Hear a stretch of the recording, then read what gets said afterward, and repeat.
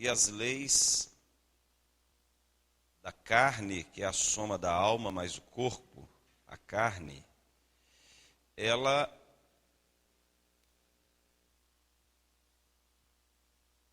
são opostas entre si. O espírito milita contra a carne. Está escrito lá em Efésios.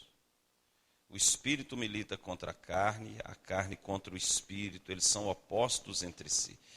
Os reinos, por quê? Porque cada dimensão, corpo, alma e espírito, quer ter o governo.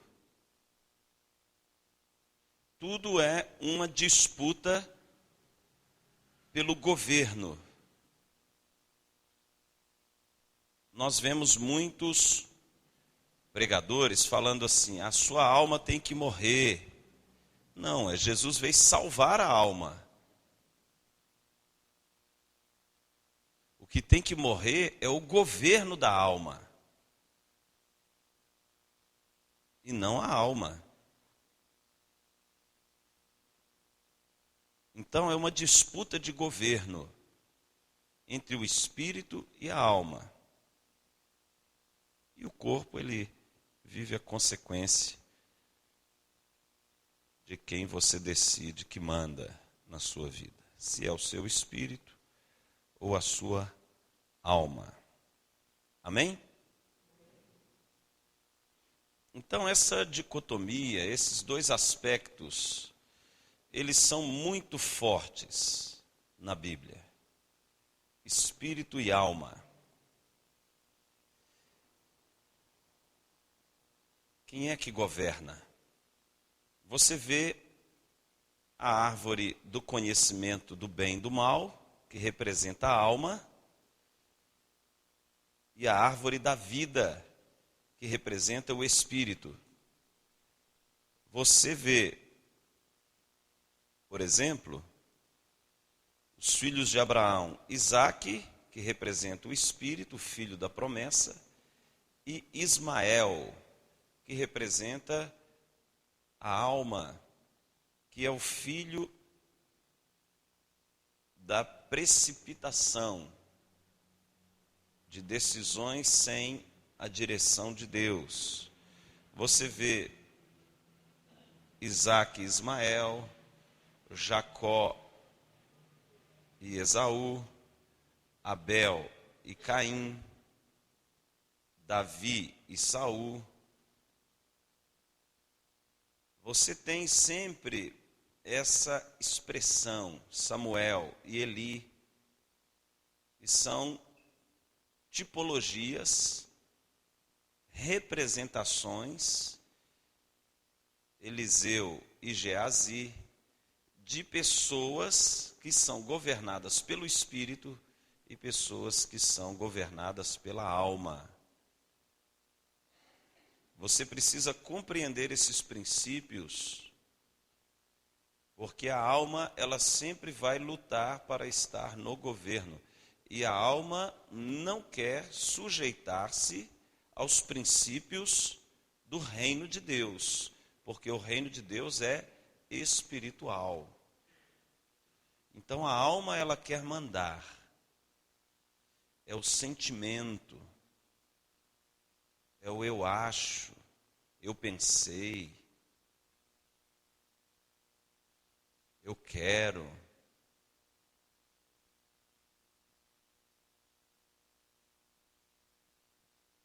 Paulo, quando ele fala que o espírito, a alma e o corpo, ele tem que estar íntegro e irrepreensível. Ele está falando de uma condição de alinhamento, de governo. A nossa alma, ela não gosta de sujeitar-se ao governo do Espírito. Mas, por isso que nós temos que fortalecer o nosso espírito. Porque se você toma decisões dirigidos pelo reino da alma, isso vai trazer consequências muito desastrosas. Deus não age pelos princípios da alma, ele não age pelo sentimento. Deus é espírito, ele age por meio dos princípios espirituais. Então Deus não age pelos seus sentimentos.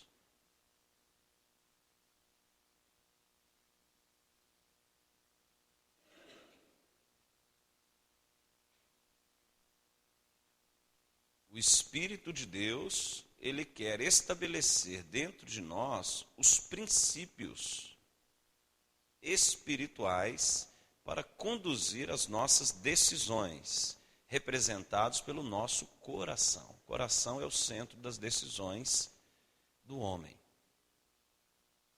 E o coração do homem é enganoso.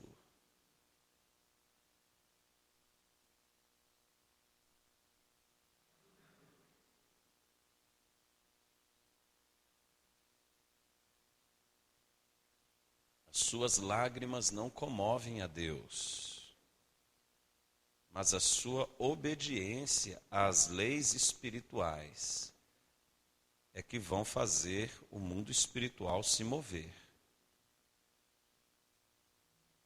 Então você pode chorar, velho, mas se você não se arrepender, Esaú chorou, mas não encontrou-se nele lugar de arrependimento. Então, as leis espirituais, ou os princípios espirituais, os princípios do reino de Deus, eles servem para orientar, revelar a vontade de Deus, para que a nossa alma se sujeite ao governo do Espírito. Sim, amém ou não amém?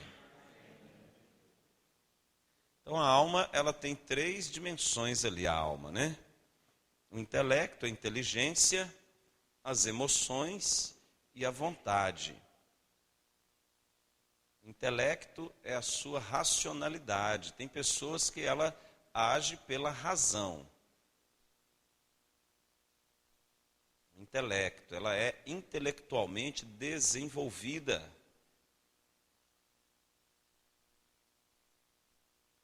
Porém espiritualmente morta. Outra pessoa age pelas emoções, pelos sentimentos. É aonde reside uma das áreas mais complexas da dimensão humana, é esta área. É aonde a pessoa armazena ali os reflexos dos seus relacionamentos sociais. Então, os reflexos da família, de situações que a pessoa viveu na sua história, relacionamentos que trouxeram marcas, traições, rejeição, está na dimensão da alma.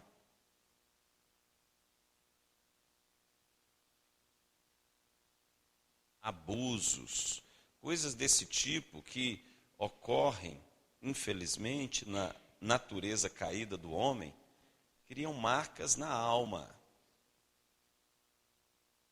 Por isso que quando a pessoa nasce de novo, as marcas ainda permanecem se ela não permitir o Espírito governar. Mas quando é o Espírito Santo que governa, estas marcas já não influenciam mais nas decisões que aquela pessoa toma em seu coração. Amém? Quando ela é curada, tratada, ela perdoa, ela é restaurada na dimensão da alma,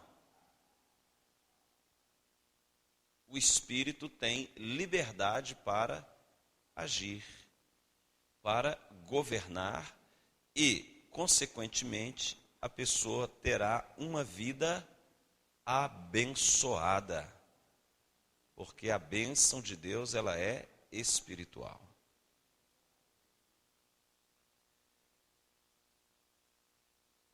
Então, tanto a alma quanto o espírito, há uma batalha para saber quem governa. Por isso, o processo da cruz é a crucificação do governo da alma. Quando o Senhor fala sobre ali, quem não tomar a sua cruz e vir após mim, ele fala a crucificação da vontade do homem para que a vontade de Deus seja soberana na vida da pessoa.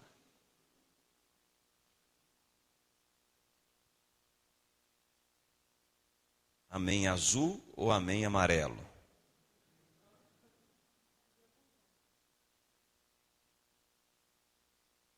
Então, você tem que compreender que uma vida abençoada é reflexo do governo do Espírito. Amém?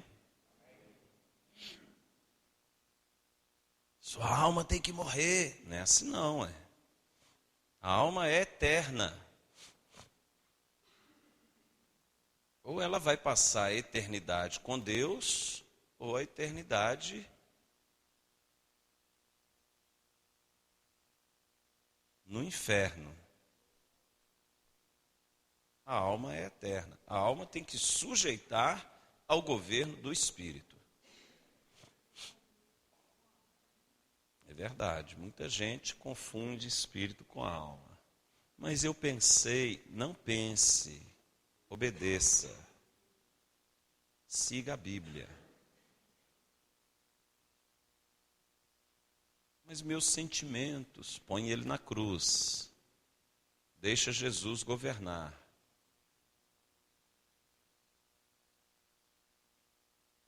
Estão entendendo? O grande problema do ser humano é permitir o governo da alma, dos sentimentos, das emoções.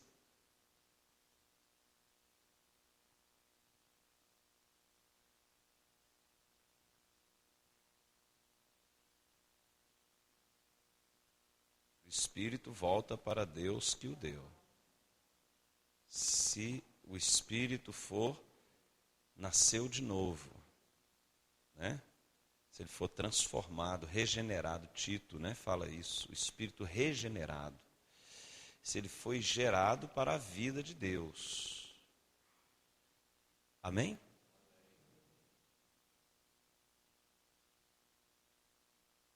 Só uma introduçãozinha. E agora que começa a pegar fogo. O fogo pega no espírito.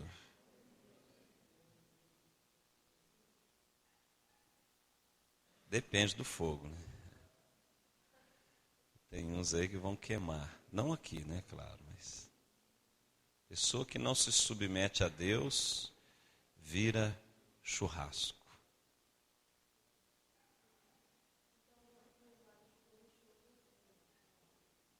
É a alma. Que vai sofrer o juízo é a alma. A salvação é da alma, por causa da submissão ao Espírito. Quando a pessoa crê em Jesus, ela nasce de novo no Espírito. Mas o Espírito, ele é o centro da habitação de Deus na vida da pessoa, para que a sua alma seja transformada à imagem de Jesus, de Deus.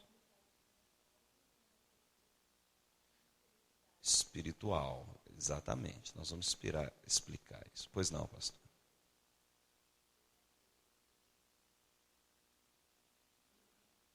Uhum.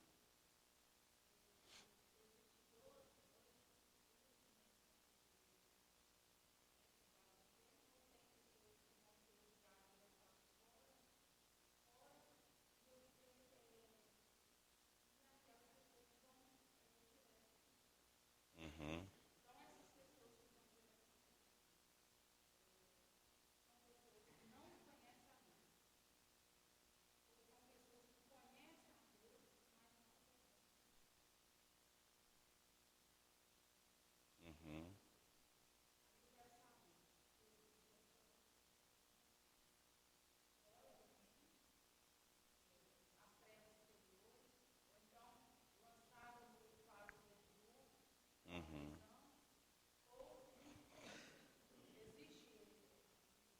Existem essas dimensões aí. Nós vamos falar sobre isso amanhã. Tá? Amanhã de manhã. 1 Coríntios 3, do 10 em diante, acho que até o 13 ou 14, fala sobre isso aí que a senhora perguntou. Oi?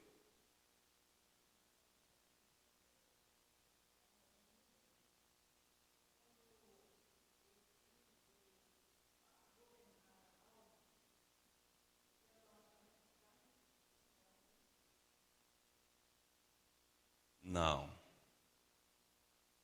Ela não morre, não. Enquanto a gente está aqui, ela está lutando para prevalecer a sua vontade. Da alma e do corpo. Por exemplo, comida. Rinaldo até levantou a cabeça. É uma necessidade do corpo. Você come para ficar espiritualmente mais forte?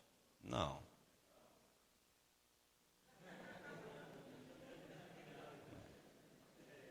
Rapaz, não, Guinaldo. Então, o corpo, ele tem suas necessidades. Comida, dormir, entendeu, Guinaldo? Necessidade de água. São as necessidades do reino físico, natural nosso. As necessidades da alma são outras. Aceitação. As pessoas querem ser aceitas, querem ser vistas, querem ser compreendidas, respeitadas. São outras necessidades que não têm a ver diretamente com o corpo.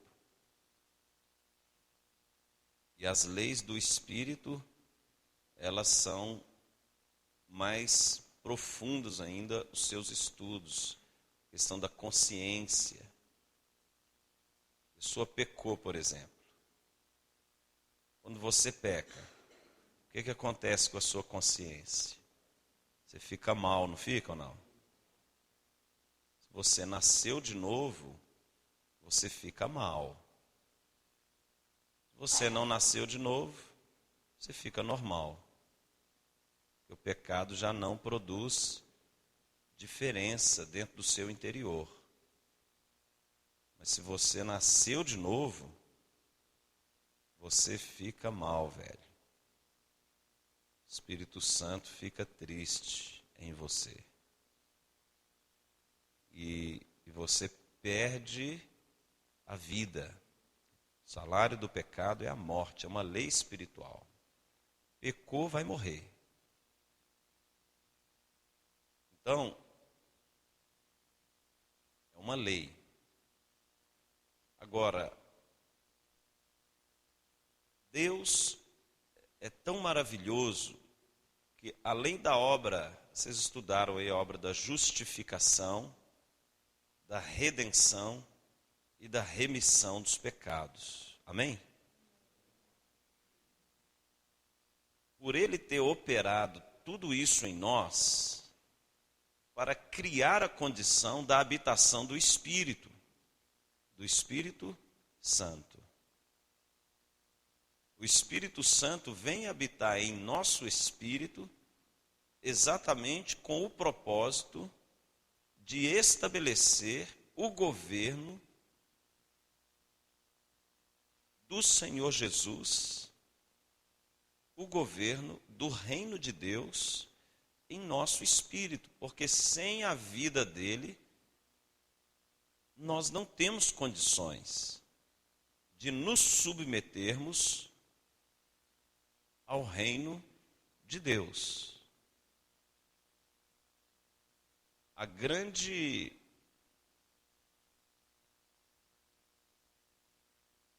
desejo do nosso coração deve ser cada vez mais pela presença do Espírito Santo em nós.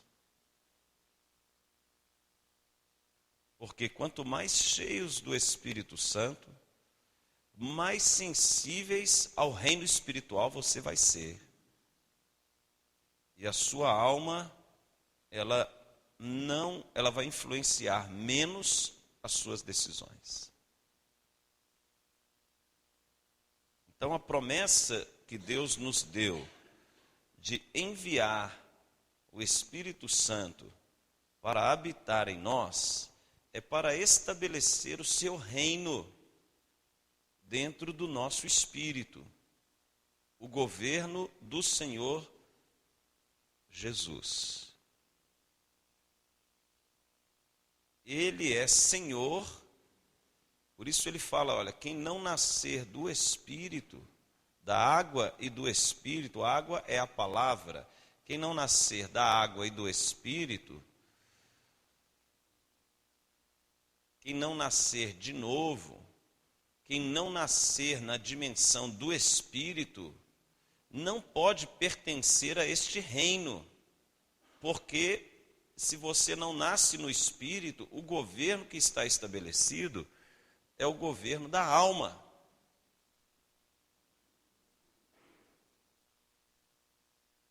E a alma, ela não está sujeita ao Espírito, enquanto o Espírito não governa sobre ela. Ela vai lutar contra o Espírito.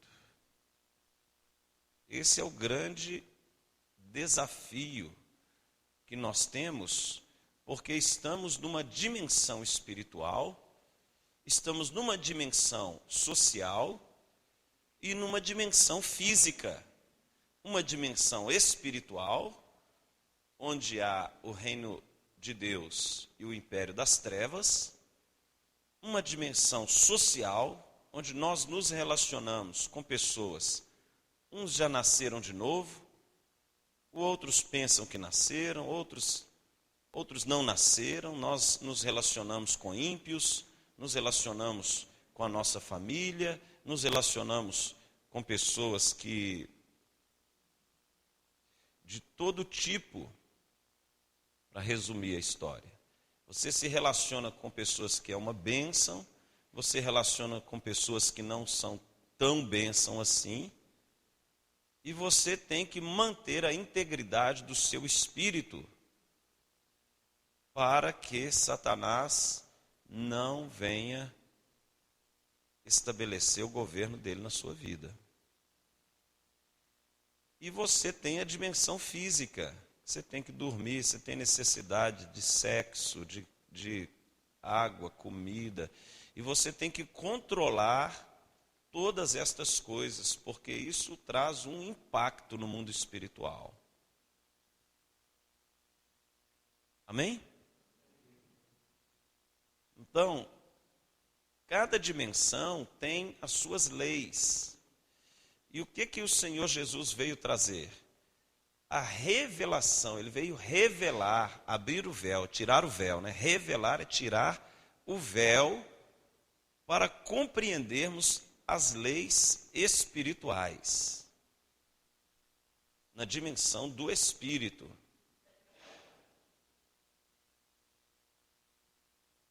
Então, quando você começa a operar na dimensão do Espírito, você começa a ver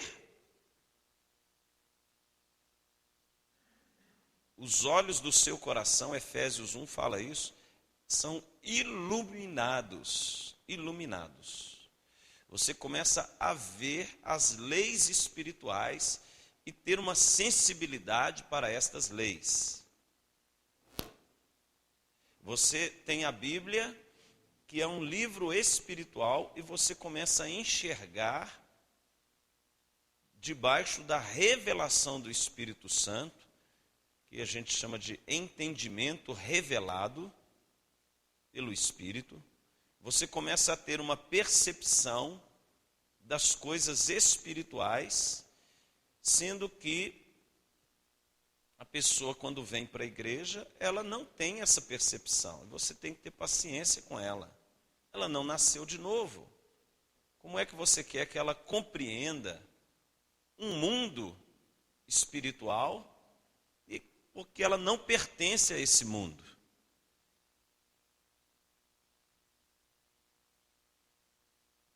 Por isso você tem que pregar o Evangelho, e somente a palavra de Deus é que pode trazer a revelação para que essa pessoa venha nascer de novo. A palavra, ela é representada pela semente, e juntamente com o Espírito Santo, ela produz vida. Amém? É igual quando a mulher fica grávida. Você tem o sêmen e tem o óvulo. Encontrou os dois, se estão em condições normais, vai haver a fecundação. Então, espiritualmente é o mesmo processo. Você anuncia a palavra, que é a semente, e se esta palavra que está sendo anunciada é a verdade de Deus, o Espírito Santo gera a vida no espírito da pessoa. Amém? Então, ela nasce para um novo reino.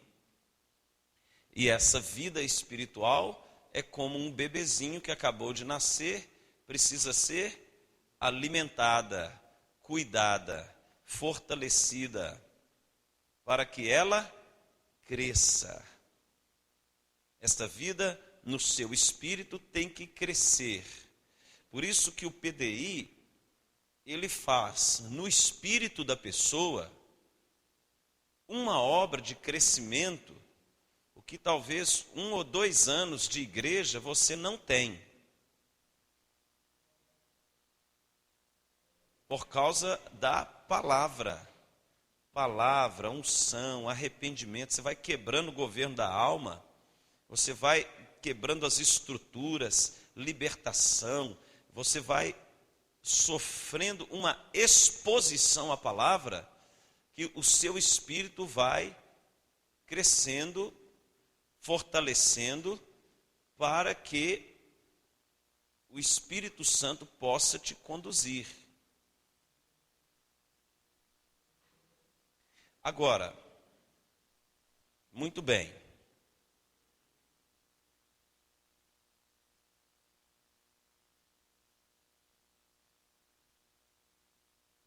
Se você não cultivar tudo o que o Espírito Santo está fazendo em você nesses dias, se você não continuar orando, lendo Bíblia, jejuando para matar o governo da carne, se você não colocar a sua vida ou expor a presença de Deus constantemente, tudo o que você recebeu pode morrer.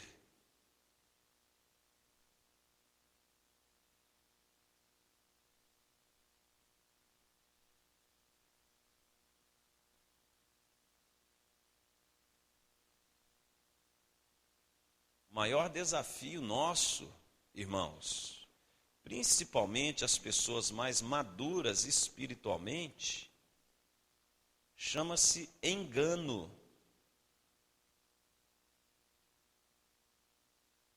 Vou pegar um exemplo. As seitas, todas estas seitas que existem, a maioria absoluta das seitas era de pessoas verdadeiramente cristãs. Elas eram pessoas tementes a Deus. Aí o que aconteceu? Elas pensaram que estavam prontas. E entrou, como entrou em Pedro ali, o espírito de engano. Por causa do seu orgulho. O que derruba uma pessoa mais madura espiritualmente não é o pecado explícito, mas o pecado oculto, o orgulho, o que derruba pastores e líderes. O que faz uma pessoa que conhece o Evangelho cair? Orgulho. Ela não ora mais como orava antes, ela não jejua mais como jejuava antes, ela não lê a Bíblia mais como lia antes, ela vai morrendo, só que ela não percebe porque ela está presa à glória do passado. Porque um dia Deus a usou e ela acha então que ela sempre está dali para cima. É o motivo pelo qual muitos e muitos líderes estão caindo e sendo massacrados pelo inimigo nos dias de hoje.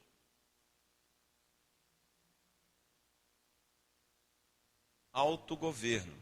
Você quer um povo difícil de pastorear?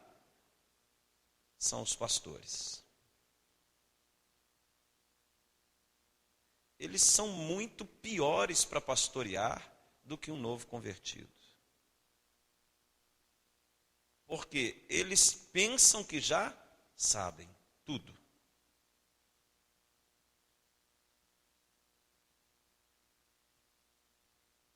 Você vê o comportamento dos pastores aqui, ó. Todos eles foram, tirando os irmãos ali que chegaram depois, convocados para estarem aqui pela manhã. Todos. E por que não estão? Orgulho.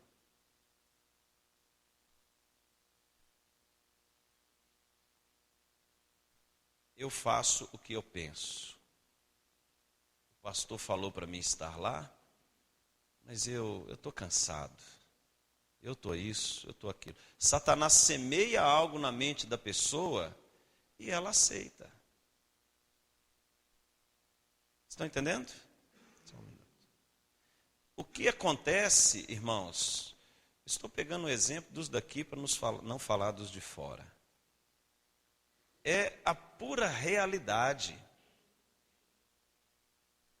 O risco que se corre de você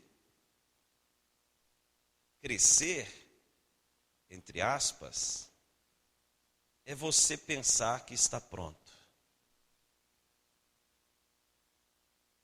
Quem não tem a humildade para sentar e ouvir, perde a autoridade para falar.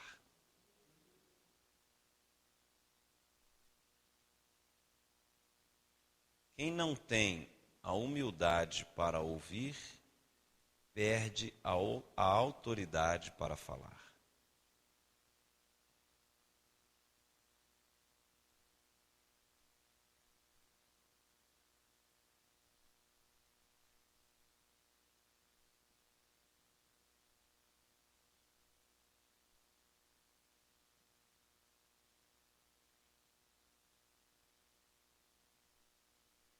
Então não se esqueçam disso, viu? O dia que você tiver uma estatura espiritual maior, não deixa de ouvir, não.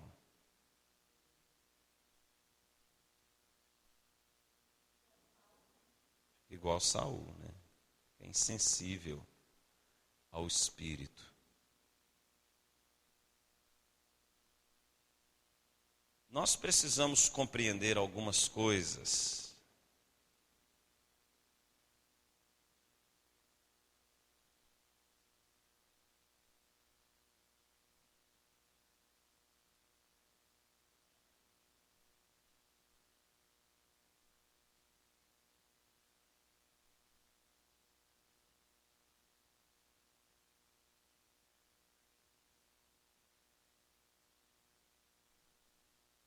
Nós precisamos compreender e ter uma visão espiritual das coisas. Amém?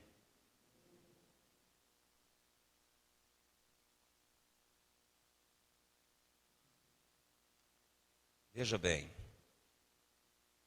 a Bíblia de Gênesis a Apocalipse, ela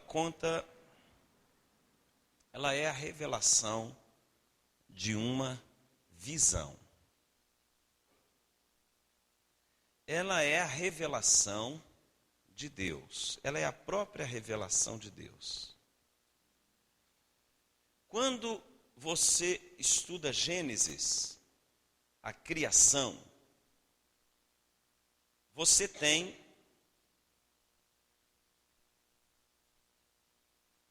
a manifestação do poder de Deus. É um poder criador. Então você tem uma perspectiva de Deus que ele é criador. Ele cria pelo seu poder. Quando você vai caminhando pela Bíblia até chegar em Apocalipse, você tem a manifestação de Deus dentro de um projeto.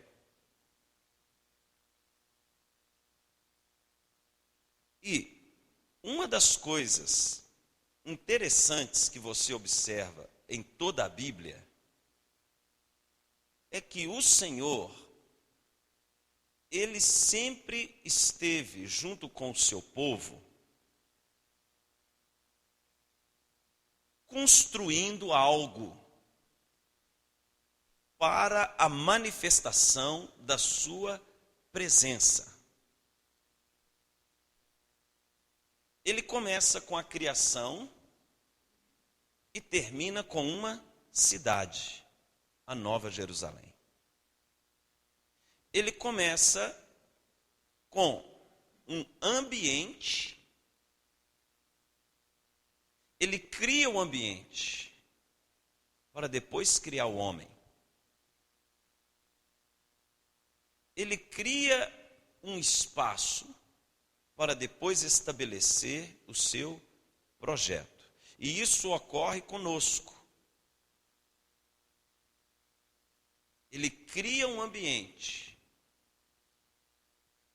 Ele é criador.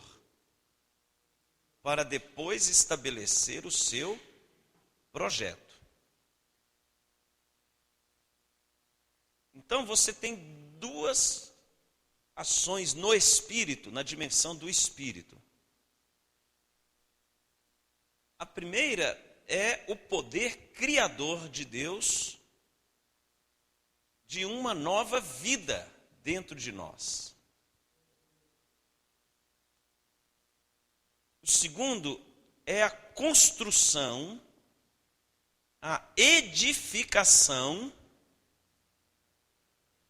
do projeto dele para as nossas vidas em nosso espírito.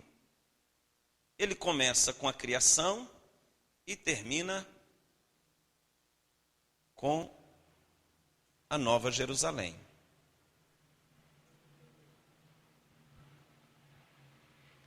A Nova Jerusalém é uma cidade onde os edifícios são as pessoas que foram edificadas no Espírito.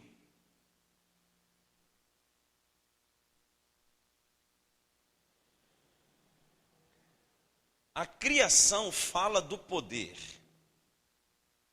A edificação fala da manifestação da vida de Deus. A criação fala da soberania criadora, criativa de Deus. A edificação representa a oportunidade que Deus deu ao homem de construir a sua morada eterna. E isso é feito no Espírito. Então, todos aqui, eu espero que tenha nascido de novo. Agora você está construindo um edifício dentro do seu espírito, que é o que vai fazer parte da Nova Jerusalém.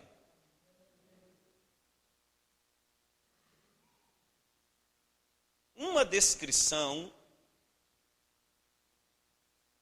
da criação de Deus, se você observa que a criação de Deus foi na dimensão do reino vegetal. Fala do ambiente.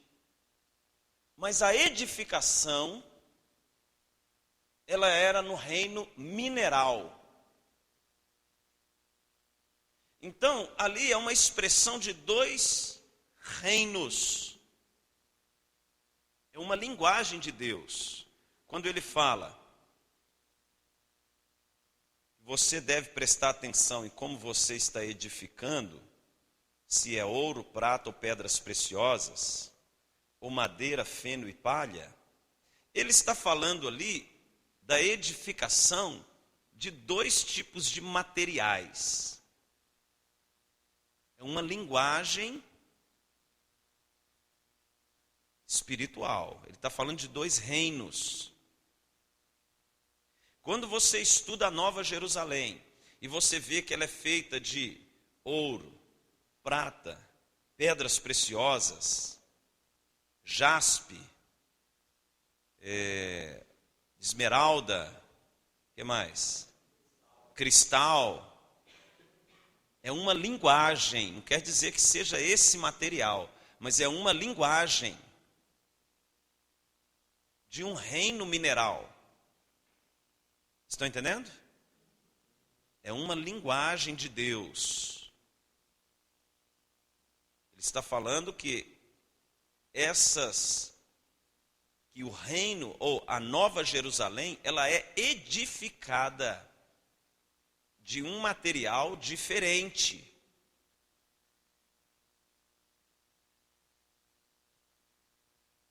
Então, Deus, ele gerou em você a vida pela pregação do Evangelho.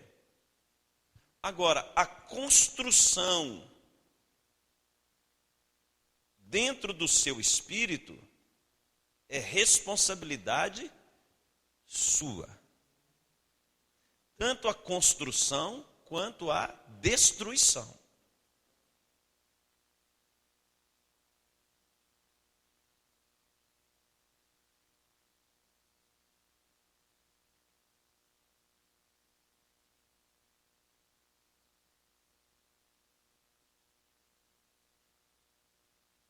Quando o Senhor fala que o salário do pecado é a morte, ele está falando da destruição de algo que já foi edificado.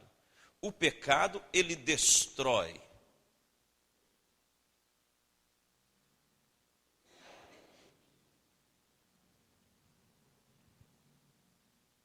Preste atenção, irmãos. Olhe para mim. É muito lindo isso, irmãos. Essa visão, ela é muito linda. A edificação do tabernáculo de Moisés representa essa... Veja que quando que foi a revelação do tabernáculo? Quando o povo saiu do Egito. Eles antes estavam construindo o quê? Pirâmides. Eles construíam uma cidade para Faraó.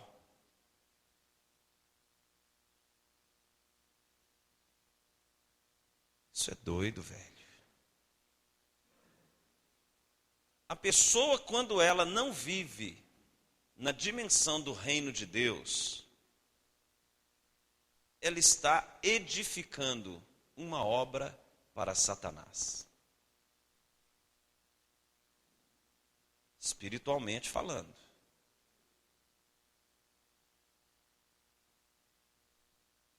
Uma obra para Satanás. Então, quando o Senhor salva o seu povo por intermédio de Moisés para os íntimos.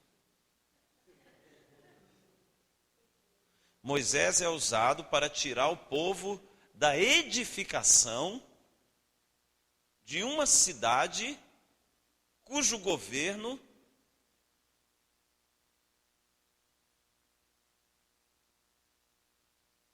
está nas mãos de Satanás. Ele é tirado dali, e aí o que o Senhor faz com ele no deserto? Olha, Moisés, agora vocês saíram do Egito, agora vocês vão edificar um tabernáculo. Essa edificação do tabernáculo é algo muito tremendo, irmãos. Você, quando tem a revelação no seu espírito do que acontece quando você nasce de novo, que começa a operar em você a construção de uma obra. É a construção de níveis. Quando fala do átrio, do santo lugar e do santo dos santos, fala da construção de ambientes espirituais na sua vida. Fala da edificação de ambientes, porque aonde ficava o átrio? Quem ficava no átrio? O povo. Quem ficava no santo lugar? Os levitas, sacerdotes.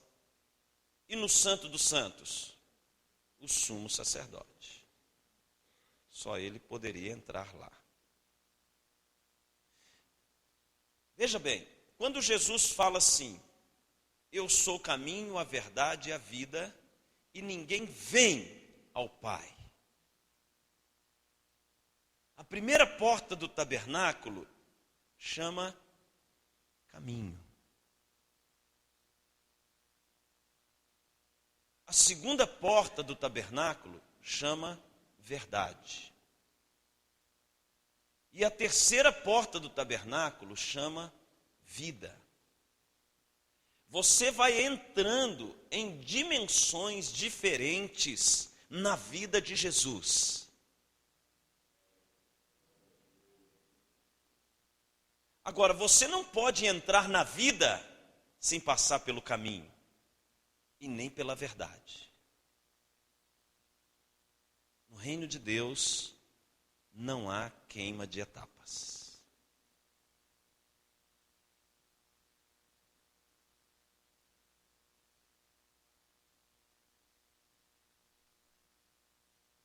Então, não vou falar do tabernáculo hoje, porque eu queria era ilustrar para vocês uma visão de construção. Algo está sendo construído dentro do seu espírito.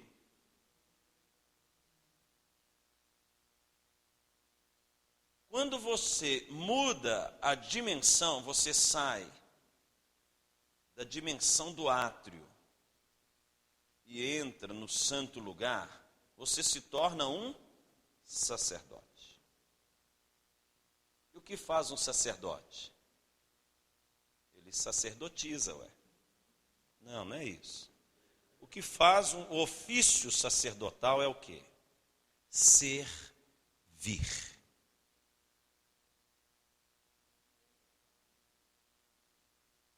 Todos são sacerdotes se eles agem na dimensão do serviço sacerdotal. O que te faz um sacerdote é se você serve como um sacerdote. A pessoa vem na igreja, ela não ora, ela não lê Bíblia, ela não jejua, ela não prega o evangelho. Eu sou um sacerdote. Você é um folgado.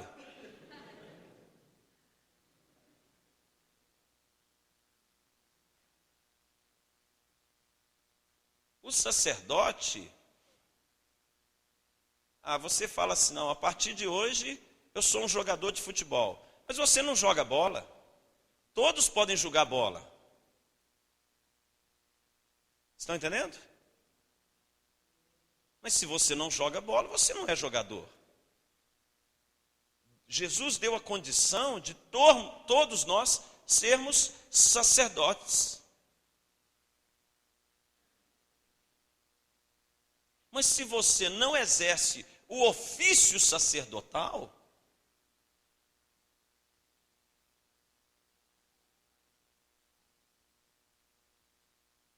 sim ou não? Então, e se você caminha nessa dimensão de um sacerdócio, aonde a sua fidelidade a Deus torna-se tão grande, você o ama mais do que a sua carcaça, do que o seu estômago, do que o seu sono, do que tudo aquilo que o reino físico e o reino da alma querem governar. Se você cresce em vida, se você cresce em ofício sacerdotal, se você cresce em obediência, se você cresce em fidelidade, você vai caminhando em direção ao Pai. Porque uma coisa é você ir diante da arca, outra coisa é você viver lá.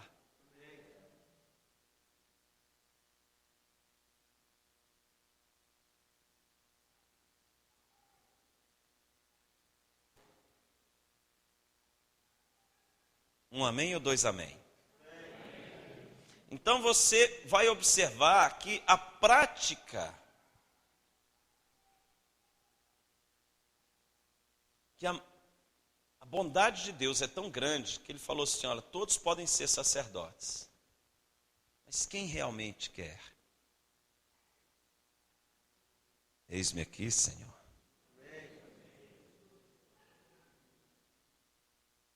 Então, uma coisa que todo sacerdote tem que fazer é conhecer as Escrituras.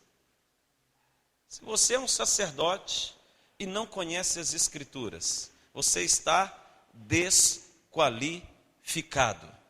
Um sacerdote em Israel, ele tinha que decorar o Pentateuco, os 5 primeiros livros da Bíblia.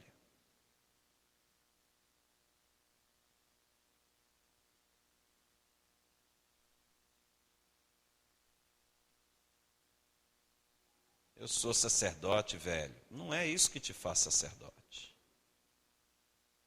É a sua vida.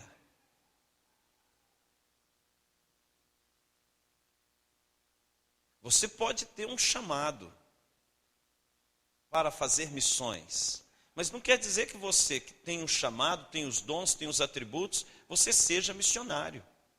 Você pode ter um chamado para ser pastor, mas não é porque você tem os dons, os atributos de ser pastor, que você é um pastor. Se você não age, não pensa, não tem o coração de um pastor, você não é pastor, ainda que tenha o chamado. Você pode ter um chamado para ser um mestre da palavra, mas se você não ensina, não adianta nada o seu conhecimento. Você pode ter um chamado para ser um profeta, mas se você não tem o ofício profético na sua vida, o que te faz alguma coisa no reino não é o fato de você ter uma habilidade ou uma capacitação para ser tal coisa, mas se você funciona no reino como tal.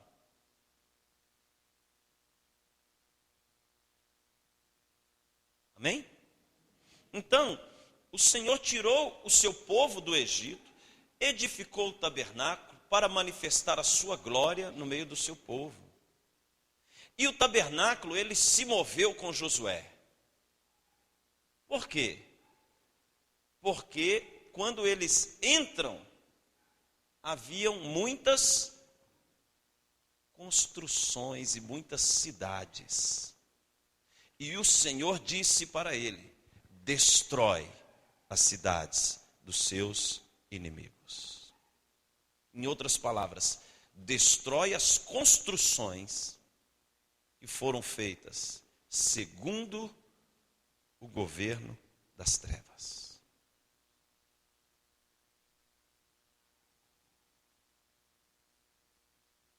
Isso é doido, velho. E o tabernáculo, ele se movia, a arca se movia para destruir.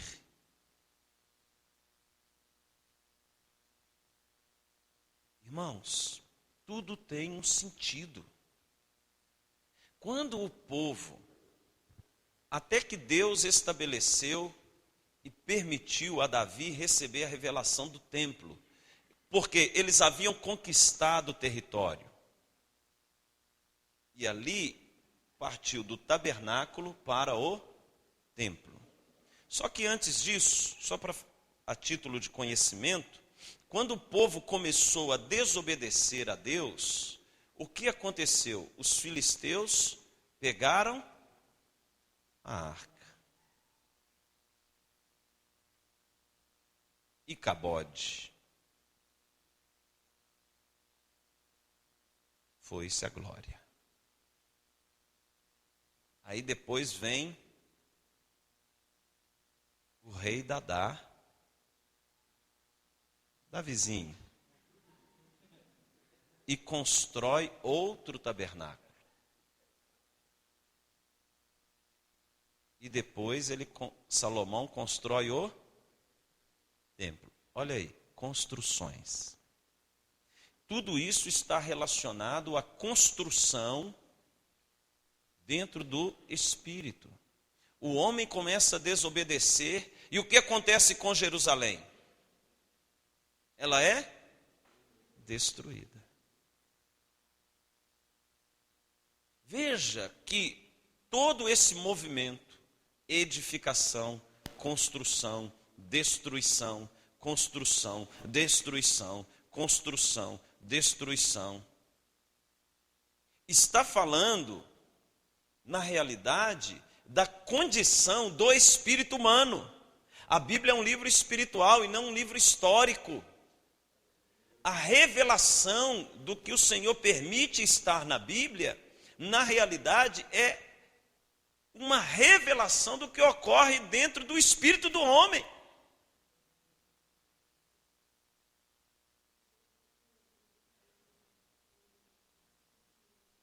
Exatamente. Dele destruireis este templo. Em 3 dias ele estará erguido novamente.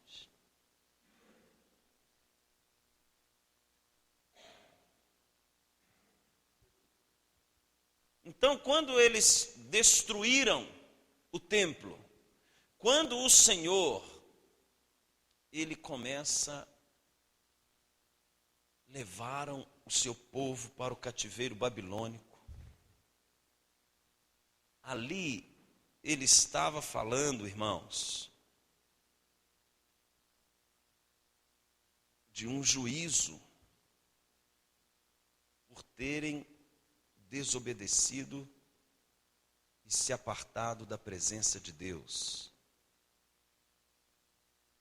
E Jeremias vem e profetiza. Depois Daniel vem e lê a profecia de Jeremias. E Daniel começa a orar em cima da profecia. Isso é que a gente chama de intercessão profética. Você interceder para se cumprir uma profecia. E Jeremias havia profetizado, e quando novamente o Senhor, ele vai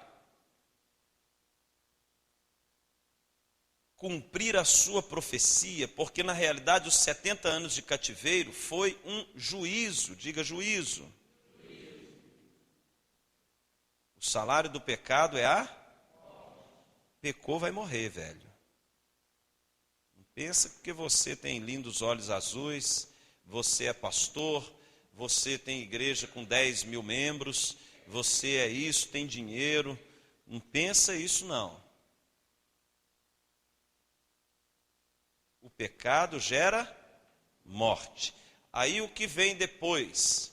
O juízo.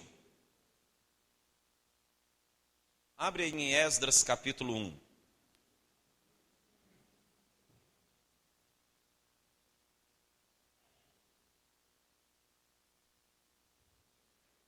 Irmãos, como eu queria pregar para vocês esse texto, até umas 4 horas da tarde hoje.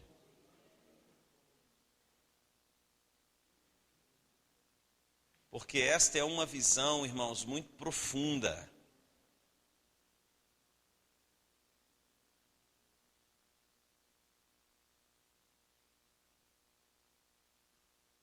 Olha só, Esdras capítulo 1, verso 1. No primeiro ano de Ciro, rei da Pérsia, para que se cumprisse a palavra do Senhor, por boca de GG, por boca de Jeremias, despertou o Senhor o espírito de Ciro, rei da Pérsia, o qual fez passar pregão por todo o seu reino. Quem tem ouvidos, ouça. Pregão por todo o seu reino, quando ia cumprir uma profecia. Ele mandou pregar em todo o seu reino. Jesus está voltando.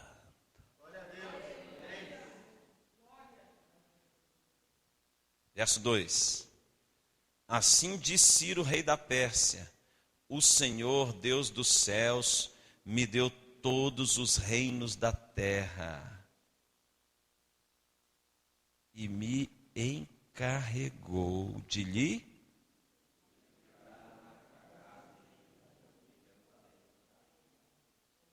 eita glória, edificar. Ai, irmãos, sei porque vocês não são crentes. De lhe edificar uma casa em Jerusalém de Judá, aonde você vai passar a eternidade, na nova,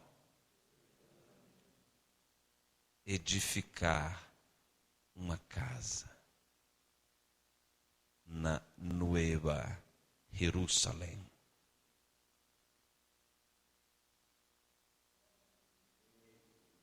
Verso 2. Perdão, verso 3. Quem dentre vós é de todo o seu povo, seja seu Deus com ele, e suba. Você sabe o que mais me impressiona nesse texto? Suba a Jerusalém de Judá.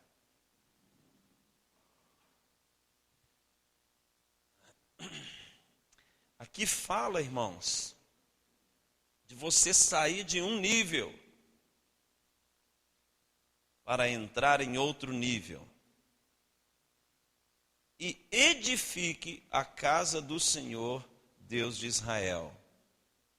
Ele é o Deus que habita em Jerusalém. Então aqui, na profecia de Ciro, profecia de Jeremias sobre Ciro, era a reconstrução de Jerusalém. A reconstrução de Jerusalém começou pelo templo.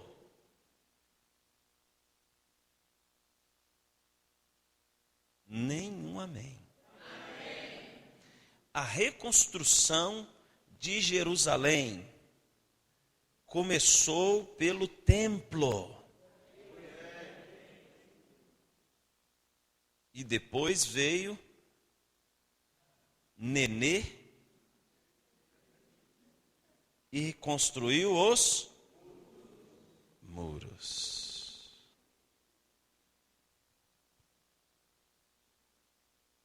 Se você não reconstrói o templo, você não reconstrói os muros. Primeiro o lugar de adoração, para depois ter proteção.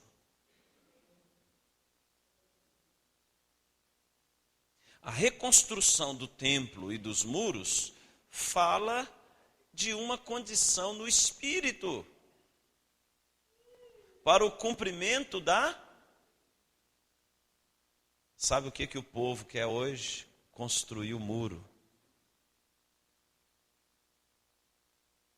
Eles não querem a Deus, eles querem a proteção de Deus. Eles não querem o sacerdócio, porque o templo fala do sacerdócio, do ofício sacerdotal. Primeiro você reconstrói o templo, preste atenção. Se você quer realmente a proteção, a bênção de Deus sobre a sua vida, se você quer realmente a cobertura da presença de Deus, comece reconstruindo o seu altar. Põe esse joelho feio no chão e vai adorar a Deus. Põe esse narigão no pó e vai purificar seu coração. Coloque esse zoião na Bíblia e vai meditar na palavra. Zóio, como é que fala zóio em espanhol? Ojo. Los ojos. Não, mas zóio, eu queria zóio do zóio. Zorros. Los ojos. Los ojos en la palabra. Amém? E você vai começar a reconstruir o templo. Veja bem, irmãos. Não se esqueça, dentro do templo, aí você tem que estudar o quê? O templo de Salomão.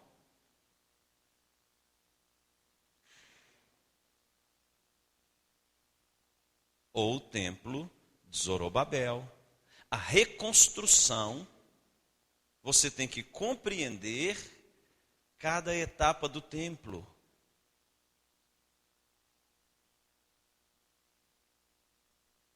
Estão entendendo? Cada etapa do templo. Por exemplo, a bacia de bronze, o altar de holocausto. Ele fala de algo em nossas vidas. O que é o altar do holocausto? Jesus falou tudo isso, irmãos. Fazei, pois, morrer a vossa natureza terrena. Colossenses. Você coloca a sua vida no altar de holocausto. O governo terreno. Na hora que você faz morrer a natureza terrena, você entra para o salão, onde há as câmaras do templo, onde os sacerdotes levavam o seu ofício, o altar de incenso, até você passar pelo véu aonde está a arca. Tudo é uma construção dentro do seu espírito, que na medida que você vai crescendo espiritualmente, em comunhão com Deus, em um ofício sacerdotal, você vai caminhando na dimensão do espírito em direção à sala do trono. Ninguém vem ao Pai senão por mim. Por isso ele disse, irmãos, Paulo fala sobre a estatura do varão perfeito. Ele não está falando do tamanho de um homem. Ele está falando da edificação do templo. Quando Jesus fala, eu sou o caminho, a verdade e a vida, que era o nome das 3 portas do tabernáculo, ele está falando que ele é a plenitude do tabernáculo, da manifestação da glória de Deus na terra. Ele é a plenitude do tabernáculo.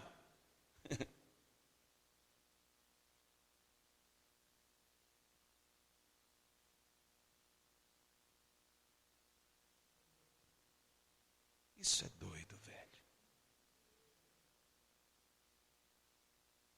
Ele é o Cordeiro. E ele é o sumo sacerdote. Ele é o sacrifício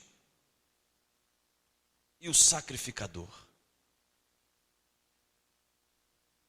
E o recebedor da adoração. Vai entender isso, cabeção?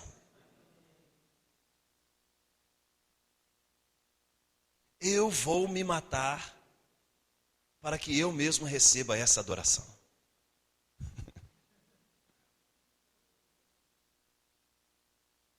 Uma obra perfeita de um Deus perfeito.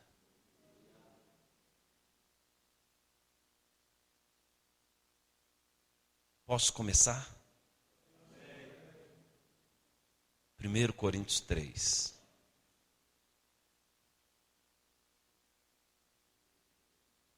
Agora nós vamos começar a construção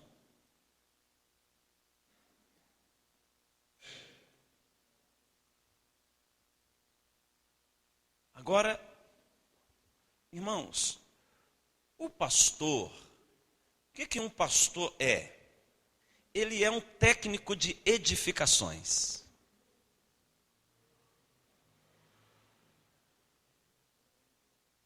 Ele é uma pessoa que constrói edifícios espirituais. Se você nunca quis trabalhar na engenharia natural, Deus te trouxe para a engenharia espiritual.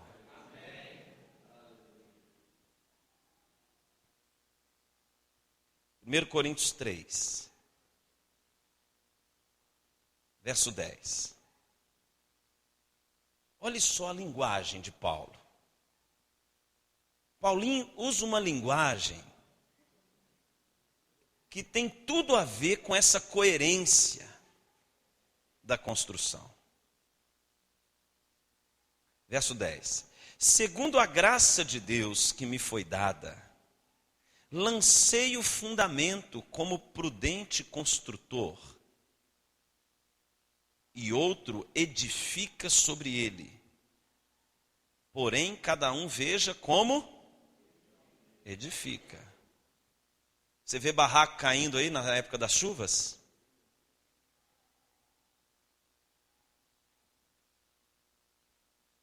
Uma linguagem espiritual. Irmãos, esse mundo aqui não existe.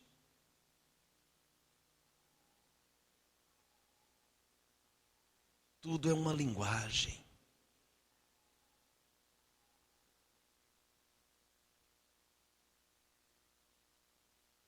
Tudo é uma linguagem.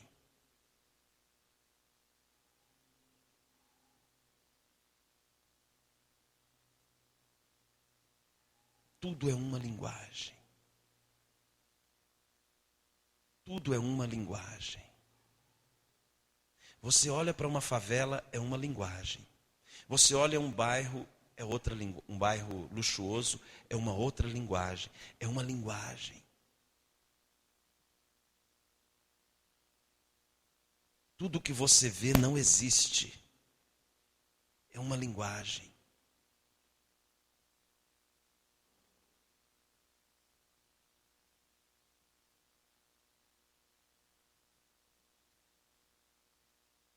Esse mundo aqui não existe, irmãos.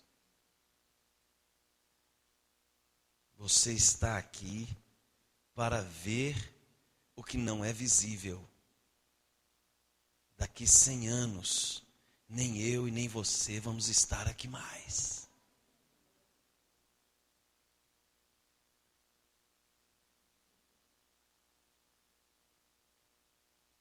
Tudo é uma linguagem. Quando Paulinho escreveu aqui, e outro edifica sobre ele. Porém, cada um veja como edifica. Volta lá em Mateus 7. Todo mundo, gente. Mateus 7. No versículo 830. versículo 24.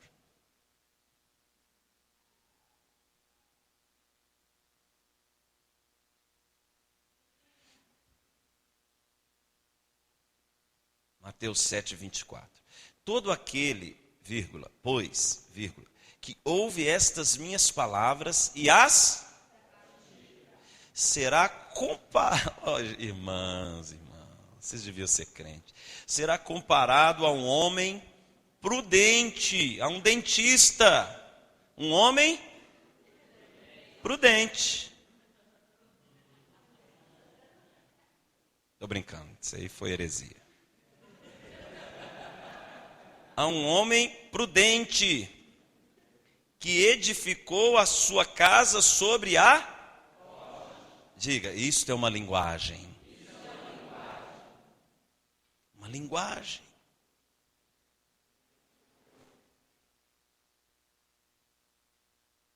Samla, você riu, né? Você fica rindo aí. 25. E caiu a chuva. Transbordaram os rios, sopraram os ventos e deram com ímpeto contra aquela casa, que não caiu, porque fora edificada sobre a... E todo aquele que ouve estas minhas palavras e não as pratica, será comparado a um homem insensato que edificou a sua casa sobre a... E caiu a chuva, transbordaram os rios, sopraram os ventos e deram com ímpeto contra aquela casa, e ela desabou, sendo grande a sua ruína. Isto é uma linguagem. Veja que o que Jesus está falando não é da casa, é do fundamento.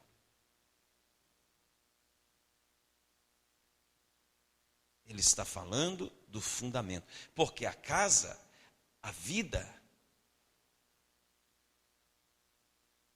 você olha para uma pessoa igual a você, naturalmente falando, come, bebe, dorme, faz xixi, cocô, tal, faz tudo normal para um ser humano normal.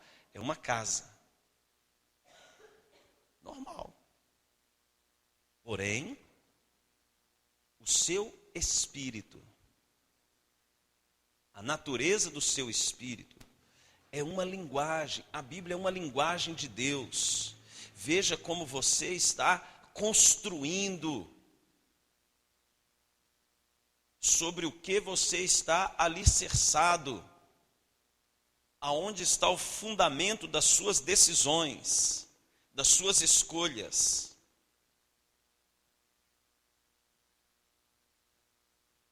Se o fundamento das suas escolhas é Jesus, por isso que Paulo fala lá que ele é a pedra fundamental, a pedra de esquina. Se as suas escolhas estão fundamentadas nos ensinos de Jesus, você está construindo o seu espírito.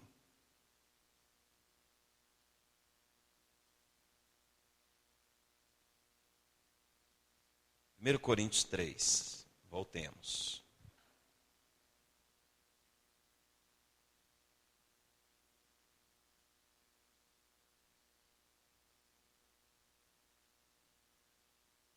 Quando você compreende estas coisas, a Bíblia vai se abrir para você, irmãos. Você vai ter uma compreensão da palavra, depois desse PDI, que vocês vão ver como que o Espírito Santo vai revelar a vocês cada parte, cada texto que você estiver lendo, ele vai desatar uma unção de revelação sobre a sua vida. A Bíblia já não vai ser um livro estranho, mas um livro revelado.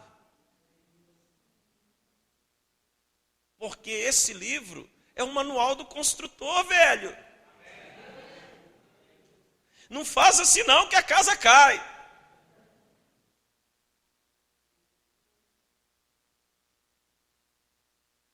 Vamos lá.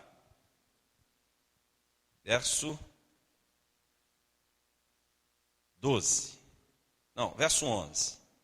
1 Coríntios 3:11. Porque ninguém pode lançar outro fundamento além do que foi posto, o qual é Jesus Cristo. Mateus 7 fala de fundamento. E quem é o fundamento? Jesus. Ficou claro isso? Quem ouve as suas palavras e as pratica. Agora olha só o verso 12.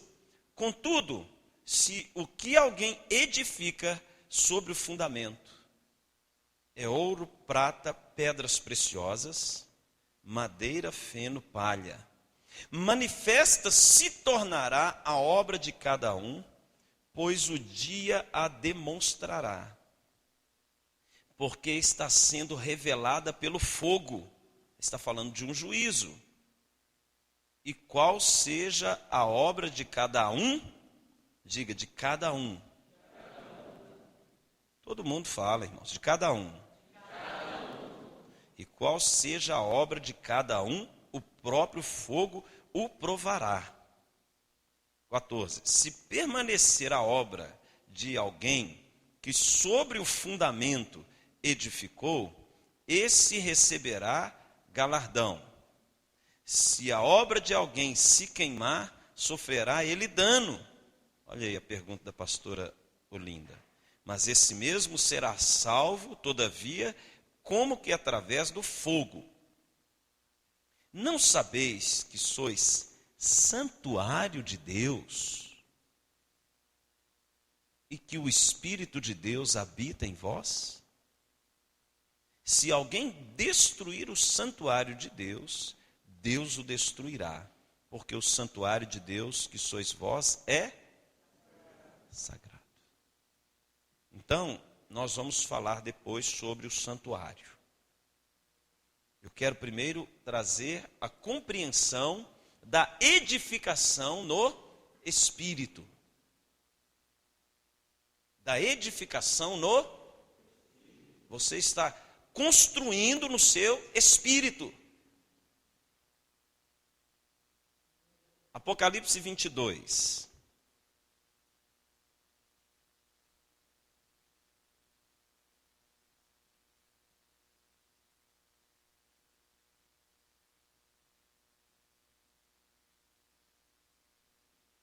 Vamos pegar Apocalipse 21. Pois vamos lá. Apocalipse 21. Vi novo céu. Todos acharam? Apocalipse está depois de Gênesis.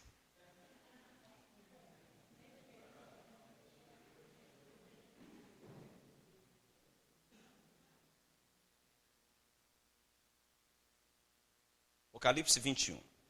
Vi novo céu e nova terra, pois o primeiro céu e a primeira terra passaram e o mar já não existe.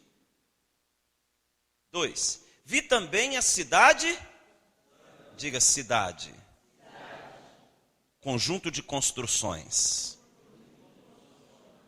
Vi também a cidade santa, a nova Jerusalém, que descia do céu da parte de Deus, ataviada como noiva, adornada para o seu. Você já viu uma cidade ataviada como noiva?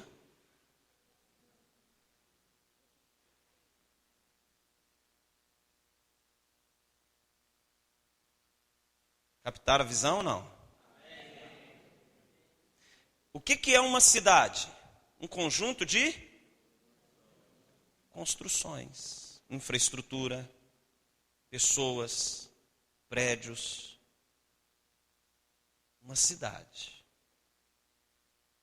A visão que João teve foi de uma cidade adornada como noiva. Como que é isso? Uma cidade com véu. Tananana, tananana, tananana. Aí vai e entra uma cidade.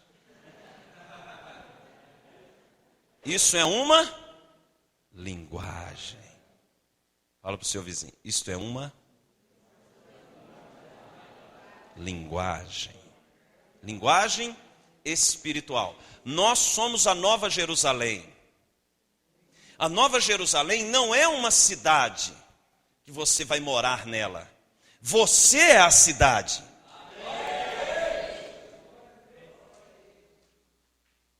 Quando ele fala de edificar, quando Paulo está falando, olha, veja como você edifica, se é ouro, prata ou pedras preciosas. Os elementos da edificação de 1 Coríntios 3, 10 em diante, são os elementos da Nova Jerusalém.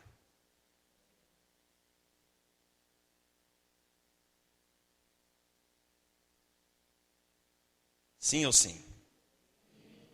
E a construção no nosso espírito, isso vai ser tema amanhã, se dá pelo nível de revelação que você tem do reino. Cada revelação das Escrituras que entra no seu espírito é uma edificação. Em outras palavras, a sua estatura espiritual é proporcional à revelação das Escrituras. Sua estatura espiritual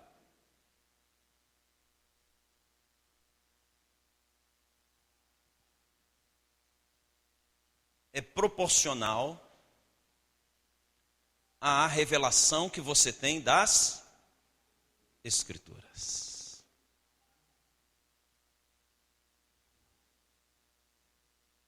Isso é doido, velho.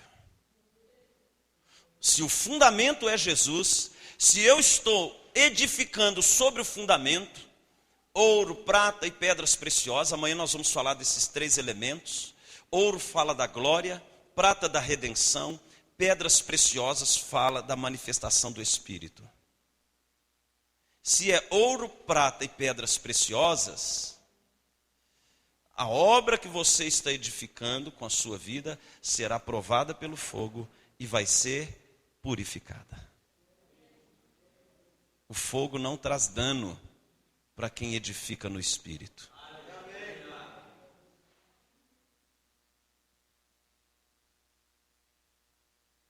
A Nova Jerusalém é uma cidade. Olha para o prédio que está do seu lado aí. Vê se é um barraco. Vê se é um barraco de papelão, madeira, feno e palha.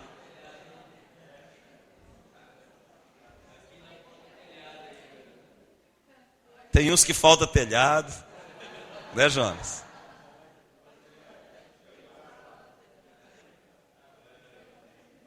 Tem uns que tem marquise. Então, vou finalizar, irmãos, trazendo esta visão. Nós estamos edificando um projeto eterno. Amém? Nós estamos construindo uma edificação, uma morada para Deus em nós.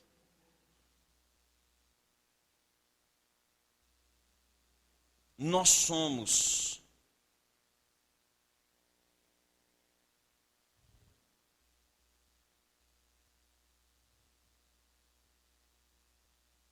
esta cidade. Você quer ver? Abre em Apocalipse 11. E eu vou finalizar com esse texto. Amanhã a gente continua. Apocalipse 11.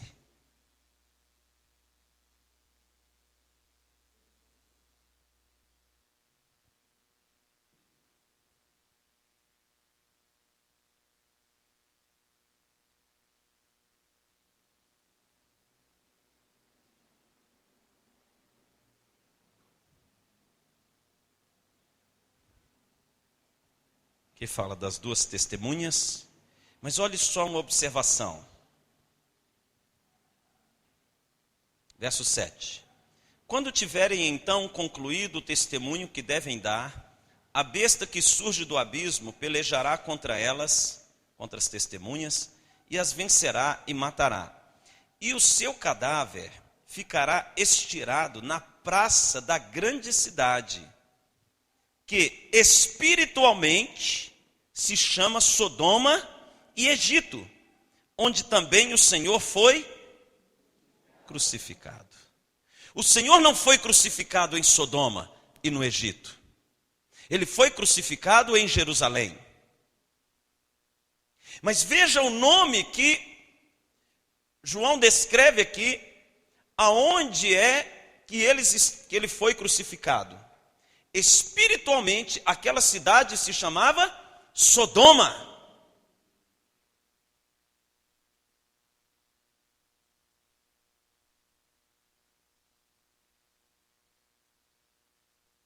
Ai de ti, Betsaida.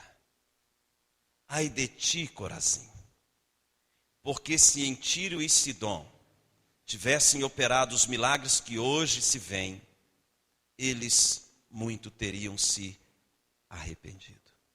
Agora, olhe só o que é mais doido.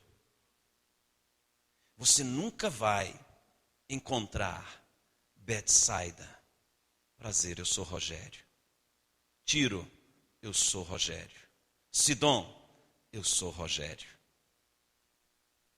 Como é que vai haver juízo sobre as cidades se elas não são personalidades que têm vida? Quando Deus fala de juízo sobre aquelas cidades, Ele está falando de pessoas que têm a natureza daquelas cidades. Você pode morar na sua cidade, mas ser um prédio de Sodoma.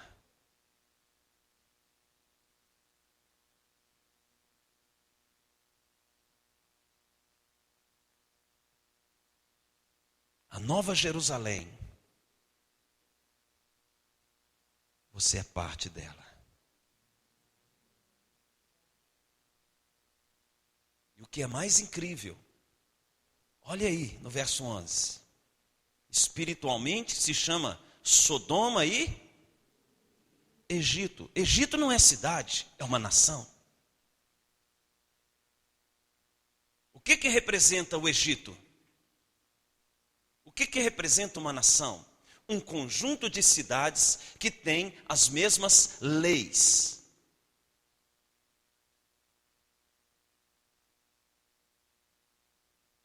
Pessoas que estão edificando a sua vida e que fazem parte de um antro de idolatria, de prostituição espiritual. A palavra está dizendo aí nesse texto que Jesus ele foi crucificado no meio de Sodoma e do Egito.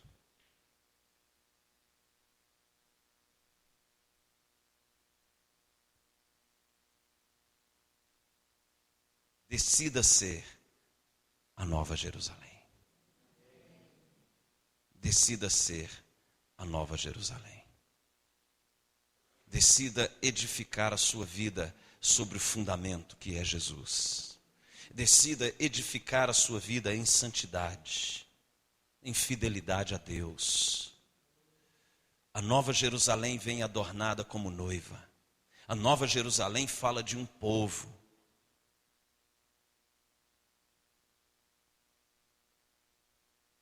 Como Deus criou em Gênesis. Ali foi a criação. Em Jerusalém, a Nova Jerusalém é a edificação. Ele começa o projeto criando o ambiente. Ele termina a palavra com uma cidade de pessoas.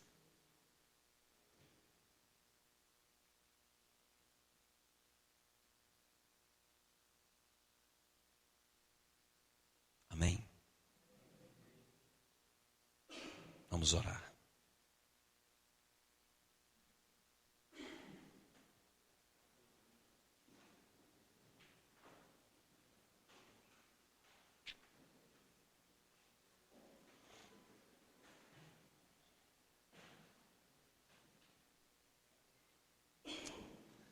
Feche os seus olhos. é necessário destruir toda a estrutura do Egito de Sodoma dentro de nós.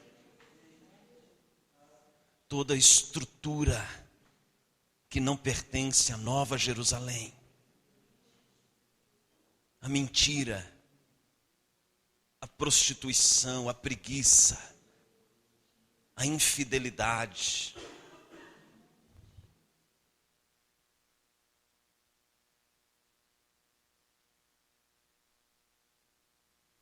É necessário você construir no seu espírito sobre o fundamento. Aquele que ouve as minhas palavras e as pratica. Aquele que pratica a palavra de Deus. Aquele que constrói no seu espírito o tabernáculo de Deus.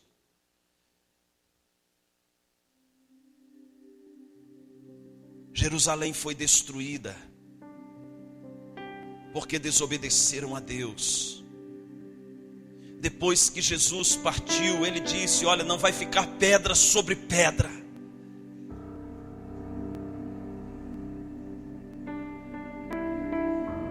No ano 70 isso se cumpriu. Nós precisamos compreender a linguagem de Deus. As Escrituras falam de uma linguagem. Quando eu olho ali o texto de 1 Coríntios 14, e diz assim: aquele que ora em outras línguas a si mesmo se edifica. Aleluia.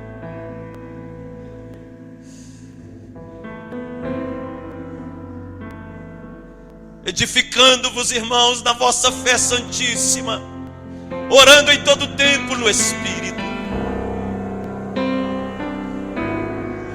Quando eu oro em outras línguas, eu construo no meu espírito a vontade de Deus.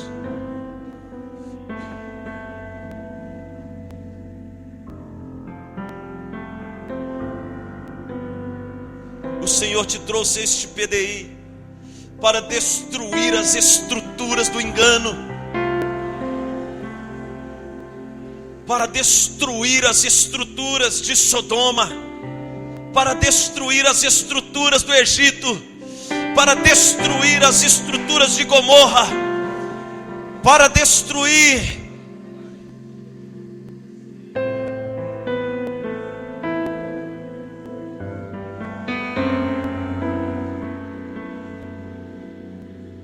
tudo aquilo que não pertence à Nova Jerusalém.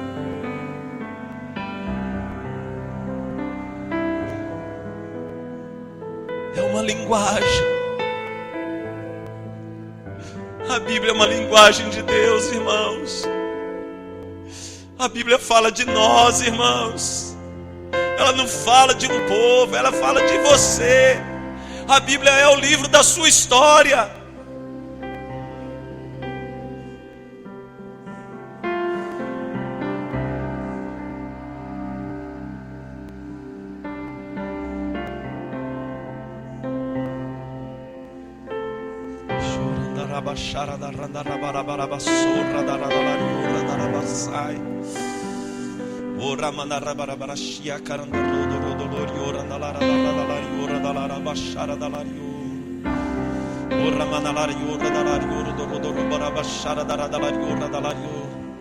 A vós outros é dado conhecer os mistérios do reino dos céus.